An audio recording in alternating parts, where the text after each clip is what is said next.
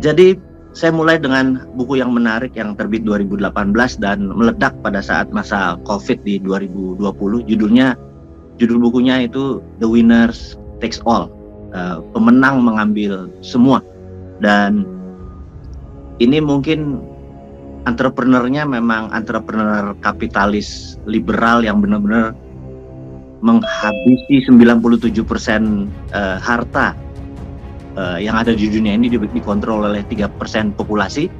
Dan buku itu adalah menceritakan sisi pandang The Winners Takes All. Jadi buku itu kalau diringkas begini, di tahun 80-an anak muda yang kaya itu lebih banyak dibanding yang tahun 90-an gitu ya. Kemudian di tahun 2000 anak muda yang kaya, anak muda itu adalah di bawah 25 tahun atau 30 tahun, itu yang kaya lebih sedikit dibanding tahun 90. Kemudian di tahun 2020, 10 dekade 10 tahun berikutnya, itu yang anak muda yang kaya lebih sedikit lagi dibanding yang tahun 90-an. Terakhir adalah tahun 2020-an sekarang, anak muda yang kaya lebih sedikit lagi dibanding dengan yang tahun 2010 ke bawah atau bahkan tahun 90-an. Artinya, buku itu menyimpulkan bahwa yang muda-muda ini makin sulit kaya. Karena winner, pemenang-pemenangnya sudah diambil duluan oleh mereka-mereka kapitalis liberalis yang sudah berkuasa sejak lama. Jadi anak muda yang 30 tahun ke bawah ini untuk kaya itu sulit. Sementara populasi yang terbanyak kan yang muda. Jadi top 1% itulah yang mengendalikan. Nah, cerita contohnya. Kalau saya punya uang $100 atau $1.000 deh, saya mau mentransfer atau masuk ke rekening Buya Anwar Abbas. Kita datang ke Bank Mandiri misalnya, kemudian kita datang ke teller, kita ngisi formulir, kita bayarkan $1.000, kemudian clerk atau kasir yang di depan bank tadi akan mengetik sebuah perintah, kemudian minta notifikasi ke New York, kemudian dari New York, bank dari New York tadi akan menotifikasi di sebuah kota kecil di Switzerland namanya Basel, B-A-S-E-L, Basel.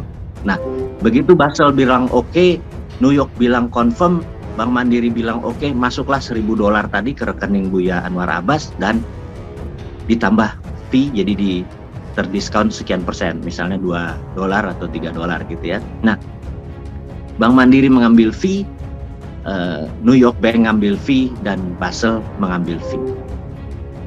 Siapapun kita, kalau menggunakan dolar di seluruh dunia perharinya saat ini, maka sistem perbankan atau banking system itu menguntungkan posisi dolar dan menguntungkan sebuah keluarga yang tinggal di Basel, Switzerland tersebut. Nah, keluarga tersebut yang di Switzerland, yang di kota yang namanya Basel itu adalah the winners-nya, the winners takes all gitu ya.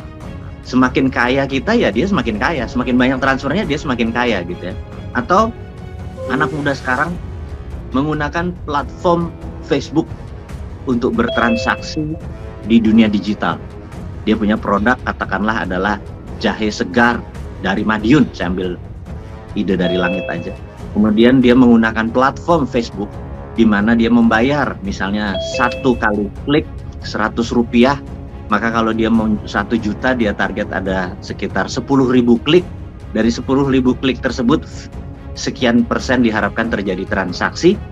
Maka seberapa besar pun uang yang dihasilkan anak Madiun tadi, seberapa besar pun transaksi tadi, maka Facebook is the winner gitu ya. Begitu juga sekarang ada TikTok. Walaupun TikTok ini anak terakhir di dunia media, sekali lagi kita harus membedakan bahwa IG, Facebook, Twitter itu adalah sosial media, TikTok adalah media. TikTok bukan sosial media. Kalau sosial media kita punya follower dan segala informasi kita hanya keluar di follower kita. Kalau kita mau keluar dari follower kita harus bayar, gitu ya. Informasi yang kita berikan harus berbayar.